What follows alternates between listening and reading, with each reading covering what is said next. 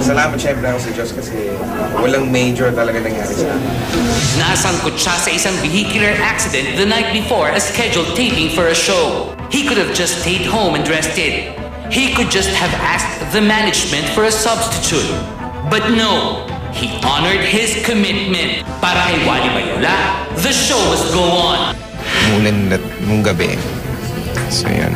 Salamat ako at okay naman walang nangyari sa akin ng bonggang-bongga. Sabado ng gabi nang maaksidente sa Marcos Highway, nasakop ng Antipolo City ang Itbulaga host na si Wally Bayola. Sakay siya ng kanyang motorbike nang maganap ang aksidente. Alikid na kasi ako sa may dump truck. Dalawang dump truck na magkasunod. Pero ako halos makadikit na ako sa truck. Bumitaw ako sa motor. So yung motor ko ang kinalagkat ng dump truck pero wala na kapital na. Nakabangon agad ako kasi pagtingin ko naman dito sa kaliwa, may mga otong parating. So yun ang kinatakutan ko, kaya tumayo ako. Pinara ng ilang motorista ang driver ng truck sa pangambang kasama ang TV host sa nakaladkad na motorsiklo.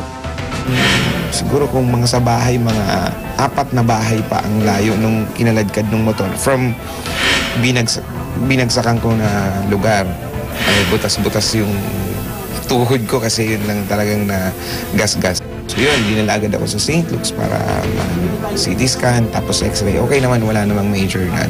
Bagamat paika-ika pang maglakad, sumipot si Wally sa taping ng game show na Celebrity Bluff sa GMA noong linggo. Siyempre, masaya kasi tuloy-tuloy yung trabaho. At masaya dahil magkakasama ulit kami na okay. Ngunit sa kabila ng mga ngiti at pagpapatawa sa harap ng kamera, hindi alam ng publiko na may mas matinding pinagdadaanan ngayon ang komedyante. Kamakailan ay natuklasang may orbital tumor ang 17 anyos nitong anak na si Rian. According to penmedicine.org, orbital tumors are abnormal growths of tissue in the structures that surround the eye. Ngayong buwan, nakatakdang sumailalim sa operasyon ang dalaga. Nagagalit niya sa amin wala akong sakit. Napakatapang niya. Wala pang ano ba to? Kung baga sabing dasal na lang, kasi sa harap ng pagsubok, sa mga taong nakapaligid humuhugot ng lakas ng loob si Wally. Mga kasamaan ko sa Itbulaga, mga kamag-anak namin, kay Gary V na laging nag-a-advise, bibigay ng mga magagandang advices and the words from God. Mga kaibigan din namin, mga pare sa Christ the King.